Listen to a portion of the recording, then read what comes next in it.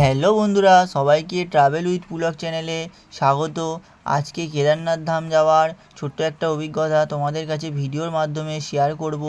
ভালো লাগলে কমেন্ট করতে ভুলবে না এবং চ্যানেলটা সাবস্ক্রাইব করে পাশে থেকো। সো বন্ধুরা, আমরা যেহেতু কলকাতায় থাকি, তো আমরা চলে গিয়েছিলাম কলকাতা থেকে কুম্ভ এক্সপ্রেস ট্রেন ধরে। তোমরা চাইলে রাত্রিবেলা হাওড়া থেকে আরেকটা ট্রেন ছাড়ে, সেটা হচ্ছে কি দুন এক্সপ্রেস। তোমরা সেই ট্রেনটা ধরেও হরিদ্বারে চলে আসতে পারো।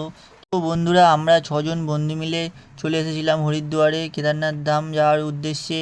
সো আমাদের ট্রেনের মধ্যে একটি হাজব্যান্ড ওয়াইফের সাথে আলাপ হয়, তো তাঁরাও আমাদের সাথে গেছেন পরে গাড়িতে। তোমরা সেটা পুরো ভিডিওটা দেখলে বুঝতে পারবে। সো আমরা ট্রেনে একটু ম্যাগি বানিয়ে খেয়েছিলাম। তোমরা কিন্তু এটা করো না, এটা একদমই করা উচিত নয়। সো আমরা হরিদ্বারে তারপরে চলে আসবো।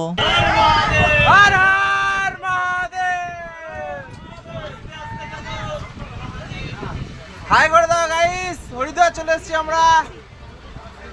কিনারা না আছে সংকটের মুখটা। এই যে আমাদের 6জন বন্ধুর গ্রুপ, আমরা সবাই মিলে চলে এসেছিলাম। আসতে চলেছে। আজা আজা আজা আজা সব হাই কর দো। আরেকজন কোথায়? মানিকদা হাই। এই আমাদের কাকিমা, ফেমাস কাকিমা।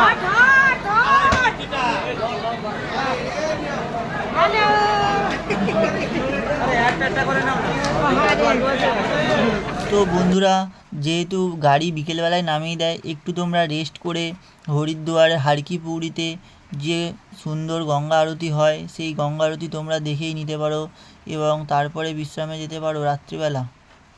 এবং পরদিন সকালবেলা আমরা সকল বন্ধুরা মিলে বেরিয়ে পড়েছিলাম গঙ্গা স্নান করতে। তারপরে আমরা কেদারনাথ ধামের উদ্দেশ্যে যাব বলে ঠিক করেছিলাম।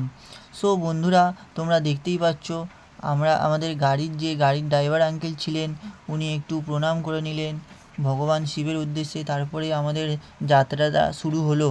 সো বন্ধুরা, আমাদের গাড়ি কিন্তু ঋষিকেশ হয়েই আমরা সোনপ্রয়াগের দিকে যাত্রা শুরু করব। তো আমাদের গাড়ি এখন হারকি পাউরির পাশের যে ব্রিজ আছে, সেই ব্রিজ থেকেই আমরা যাচ্ছি। সো বন্ধুরা, তোমরা পিছনের এই গাড়িটা দেখতে পাচ্ছ, এই গাড়িটা কিন্তু এখানে র্যাফটিং হয় যে ঋষিকেশে, তোমরা সবাই এসে র্যাফটিংয়ের উপভোগ করতে পারো। সো বন্ধুরা, এখন যে ভিডিওটা এটা দেখছো, এটা হচ্ছে কি দেবপ্রয়াগ। এখানটাতে ভাগীরথী নদী এবং অলোকনন্দা মিলিত হয়েছে। কিন্তু বন্ধুরা, একটা অলৌকিক ক্ষমতা দেখো, এখানে দুটো জলের রং কিন্তু আলাদা, সেটা পরিষ্কারভাবে আমরা বুঝতে পারছি। এটাই হয়তো ভগবানের মহিমা, এটাই হয়তো দেখার জন্য মানুষ যায় সেখানে। সো বন্ধুরা, দেখতে দেখতে আমরা বন্ধুরা, আরও 100 কিলোমিটার গাড়ি চলার পরে আমরা পৌঁছে যাব কেদারনাথ ধামের রক্ষাকারিণী দেবী ধারী দেবীর মন্দিরে।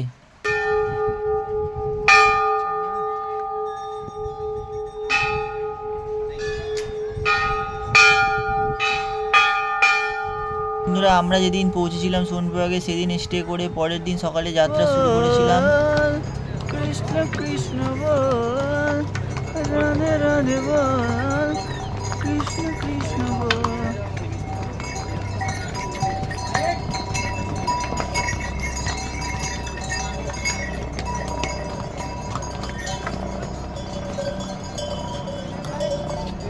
তো বন্ধুরা, তোমরা সবাই দেখতেই পাচ্ছ, এখানে যে ঘোড়ায় করে কেউ উঠছে বা কেউ নিচে নামছে, ঘোড়ার সাহায্যে অনেকে পায়ে হেঁটেও উপরে আসছে।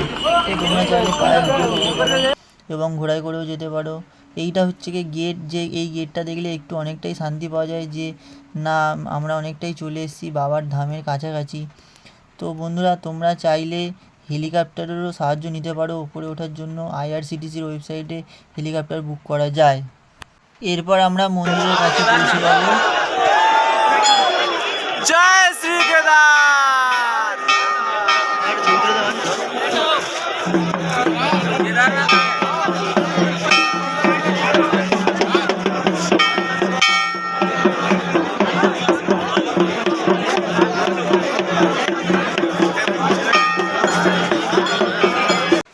তো বন্ধুরা, তোমরা চাইলে কেদারনাথ ধাম ঘুরে যেতে পারো। কেদারনাথ ধাম মন্দিরের এই ভীমশিলা, যেটা কেদারনাথ ধামকে 2013 সালে বন্যা থেকে রক্ষা করেছিল।